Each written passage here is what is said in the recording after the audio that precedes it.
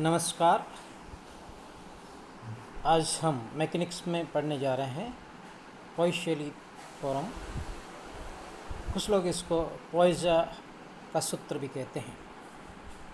पॉइसली formula यह है किसी केस नली में यदि कोई द्रव प्रवाहित होता है तो उससे संबंधित है। केस नली जो बहुत कम त्रिज्या की जो ट्यूब होती है, यदि उसमें द्रव प्रवाहित होता है तो उसमें एकांक काट क्षेत्रफल की ट्यूब में से जो द्रव प्रवाहित होता है वह कई सारी चीज़ों पर निर्भर करता है, विशेषकर उसकी आरोपित दाबांतर और उसकी श्यानता पर निर्भर करता है। इन सब की निर्भरता को ज्ञात करने के लिए आज हम पॉइसली फार्मूला का विस्तृत वर्णन कर रहे हैं। माना कि एक ट्यूब जिसकी त्रिज्या स्मॉल r है, इसकी लंबाई l है तथा इसके सिरों पर a व b के मध्य दाबांतर P है। A सिरे पर जो दाबांतर है capital P plus small p है, जबकि B सिरे पर जो दाबांतर है वो कैपिटल P है, यानी इन दोनों के मध्य दाब का अंतर स्मॉल p है। अब इसमें द्रव प्रवाहित होता है। इसके लिए हमें पॉइसली ने कुछ कल्पनाएं प्रस्तुत की। कुल कल्पनाएं मानी, कुछ अज्यूम्सन किए कि यह एक बेसिक है, इनको मान के ही हम कैलकुलेट कर सकते हैं, उस फॉर्मूले को डिराइव कर सकते हैं। तो वे क्या अज्यूम्सन है, क्या परिकल्पनाएं हैं। पहला, केस नली एक समान काट क्षेत्रफल की है, यानी उसका सब जगह क्षेत्रफल बराबर है, जिसमें द्रव का प्रवाह केवल उसकी एक्स के अनुदिश होता है, यानी इधर उधर नहीं होता, केवल जो सेंट्रल लाइन है उसके अनुदिश होता है। दूसरा, नली चूँकि हॉरिजेंटल क्षैतिज है, अतः इस पर गुरुत्व का कोई प्रभाव नहीं होता। There is no effect of gravitational on it. तीसरा, केस नली में प्रवाह बहुत धीमा होता है, इसकी वेलोसिटी बहुत कम होती है, इसलिए हमें इसे धारा रेखीय प्रवाह मान सकते हैं, यानी यह है लेमिनर फ्लो है। और चौथा, केस नली की दीवार को स्पर्श करने वाली द्रव की परत का वेग शून्य होता है, क्योंकि सबसे जो आउटर लेयर है वह उस दीवार के साथ सटी हुई रहती है। तो जो दीवार का यदि वेलोसिटी 0 है तो कहते हैं उसे स्पर्श करने वाली जो द्रव की परत है उसका वेग भी शून्य होता है। अर्थात सबसे अधिकतम वेग इसके सेंटर में, ट्यूब के जो सेंटर में है वहाँ होता है। माना कि नली के दोनों सिरों पर दाबांतर capital P plus small p minus small p है, यानी ए सिरे पर P प्लस P और दूसरे सिरे पर माइनस कैपिटल P है, तो इन दोनों का जो दाब का अंतर है वो स्मॉल p है। इस दाबांतर के कारण द्रव A से B की ओर प्रवाहित होता है। माना कि एक काल्पनिक बेलनाकार कोश जिसकी x के केंद्र से दूरी x व मोटाई dx है, इसमें x से दूरी सब बिंदुओं के समान होने के कारण इस पूरी ट्यूब में जो हम अज्यूम कर रहे हैं सब जगह वेग समान v होता है। माना कि वेग प्रवणता वेलोसिटी ग्रेडियंट dv/dx होती है तथा परत के पृष्ठ का क्षेत्रफल 2πx dl है। यदि हम इसको परत को फैला दें तो इसकी जो चौड़ाई है वो 2πx, यानी उस जो ट्यूब मानी थी हमने, कोश माना था, उसकी परिधि के बराबर, और इसकी लंबाई ट्यूब की लंबाई के बराबर होता है। तो श्यान बल के न्यूटन के नियमानुसार श्यान बल that is dragging force F equal to minus eta dv/dx into the area. Area हमारा है 2πxl, so F equal to minus eta 2πxl dv/dx। इसी प्रकार यदि हम सेंटर से दूरी x प्लस dx माने तो x व x प्लस dx दूरी के मध्य जो बेलनाकार पृष्ठ बन जाता है उस पर जो ड्रैगिंग फोर्स लगेगा, कर्षण बल लगेगा, उसका मान आएगा F plus df equal to minus eta 2π multiplied by x plus dx bracket close small l dv/dx।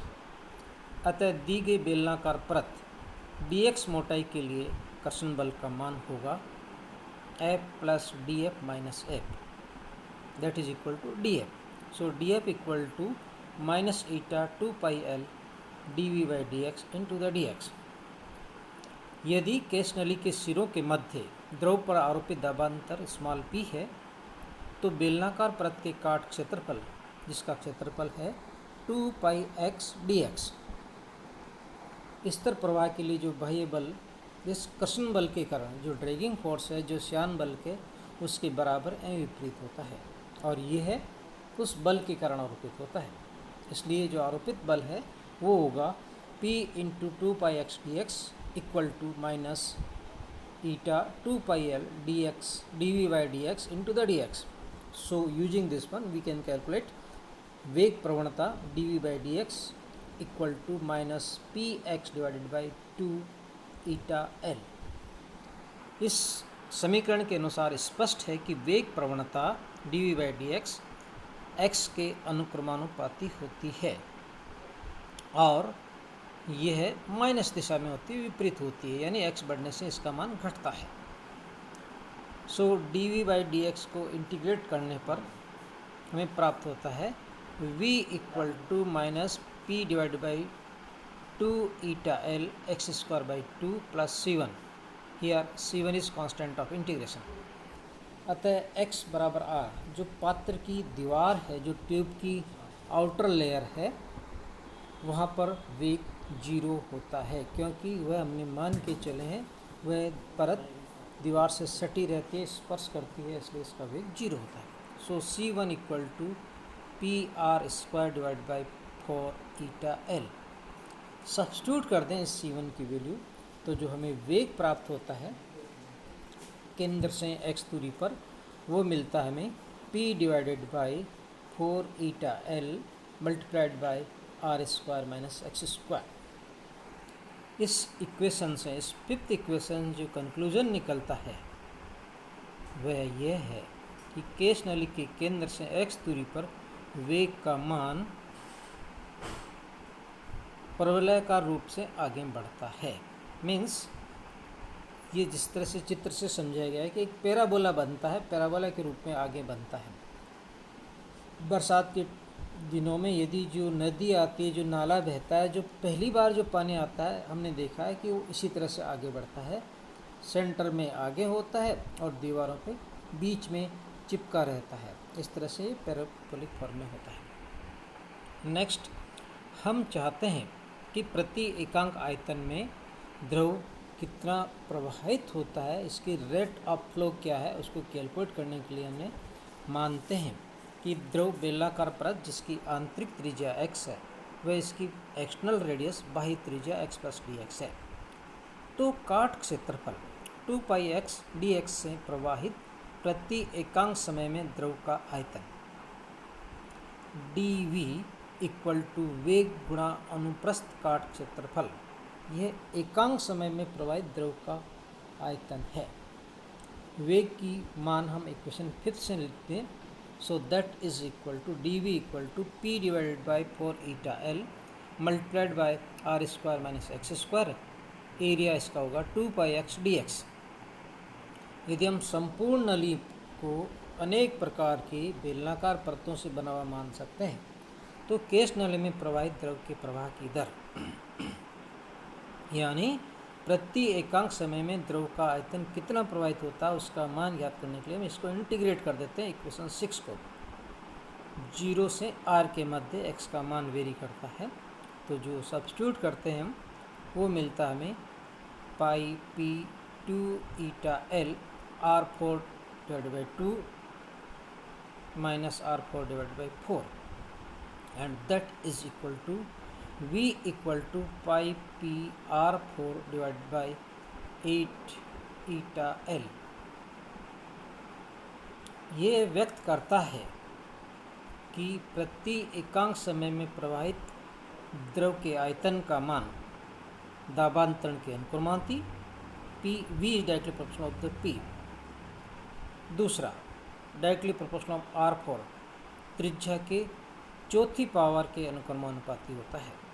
जितनी ज़्यादा त्रिज्या उतना ज़्यादा द्रव का आयतन प्रवाहित होता है। Next, v is inversely proportional of l। जितनी ज़्यादा लंबाई होगी कहते हैं प्रति एकांक समय प्रवाहित आयतन का मान इस समीकरण के अनुसार कम होता जाता है। अंतिम v is inversely proportional of the eta, means जितनी ज़्यादा श्यानता होगी उतना प्रति एकांक समय प्रवाहित आयतन का मान कम होगा। इसी समीकरण को हम पॉइसली सूत्र कहते हैं, पॉइसली फॉर्मूला कहते हैं। नेक्स्ट, क्रांतिक वेग तथा रेनॉल्ड्स संख्या। क्रांतिक वेग से हम पहले पूर्व में परिचित हो सकते हैं। क्रांतिक वेग क्या होता है? द्रव के प्रवाह के लिए जो क्रांतिक वेग है वो एक लिमिट है, अपर रेंज है कि यदि वहाँ तक होता है तो ये लेमिनर फ्लो होता है, यदि उससे ऊपर होता है तो ये टर्बुलेंट फ्लो होता है। तो हम इसकी परिभाषा देना चाहें तो यह है, किसी तरल का प्रवाह धारा रेखीय तब तक ही रहता है जब तक उसका वेग एक निश्चित सीमांत वेग से कम होता है। इस सीमांत वेग को क्रांतिक वेग कहते हैं। तरल का वेग क्रांतिक वेग से अधिक होने से प्रवाह धारा रेखीय न होकर विक्षुब्ध टर्बुलेंट हो जाता है, एबनॉर्मल हो जाता है, जिग हो जाता है। That is the definition of critical velocity. इसी को हम, इस क्रांतिक वेग को एक पर्टिकुलर नंबर से, जिसको हम रेनॉल्ड्स संख्या कहते हैं, रेनॉल्ड ने कैलकुलेट किया, उससे हम संबंधित कर सकते हैं। तो इसको संबंध को प्राप्त करने के लिए हम विमेय फॉर्मूला काम में लेते हैं। जैसे हमने क्लास 11th में शुरू किया था उसके अनुसार हम कैलकुलेट करते हैं कि जो क्रांतिक वेग है वो कहते हैं कि तरल के घनत्व, श्यानता व नली की त्रिज्या पर निर्भर करता है। So V C equal to R is called Reynold number rho x. X के हमने माना कि इस पर निर्भर करता है एक्स पावर में, ईटा श्यानता पर निर्भर करता है वाई पावर में, और त्रिज्या के करता है ये जेड में। तो हम डायमेंशनल फॉर्मूले से यूज करें तो v का जो डायमेंशन होता है m0 l1 t-1 r is constant and घनत्व रो m1 l-3 t0 power x। ईटा हमने कैलकुलेट किया था पहले, इसकी विमा m1 l-1 t-1, तो इसमें ये आ जाएगा इसका पावर y। r त्रिज्या होती है इसलिए m0 l1 t0 power z। इसको हम रीअरेंज करें तो हमें प्राप्त होता है m की power x plus y, l की power -3x minus y plus z और t की पावर माइनस वाई। इनको इन कंपेयर करें पावर्स को तो x plus y equal to 0, -3x minus y plus z equal to 1, minus y equal to -1। So हमें मिलता है y equal to 1, x equal to -1 and z equal to -1। So जो सूत्र प्राप्त होता है वो होता है V C equal to R rho -1 eta power 1 r-1, या इसको हम यूँ लिख सकते हैं V C equal to that is critical velocity R eta rho R, यानी यह श्यानता के अनुक्रमानुपाती होता है और घनत्व व त्रिज्या के व्युत्क्रमानुपाती होता है। आर यहाँ पे रेनॉल्ड्स नंबर कहलाती है। यदि आर का मान 2000 से कम है तो ये धारा रेखीय प्रवाह है, और यदि आर का मान 2000 से 3000 के बीच में है तो ये इन दोनों प्रभावों के मध्य है, जिसको हम अस्थिर कहते हैं, अनस्टेबल कहते हैं। और यदि आर का मान 3000 से अधिक हो जाता है तो ये टर्बुलेंट फ्लो यानी विक्षुब्ध प्रवाह हो जाता है।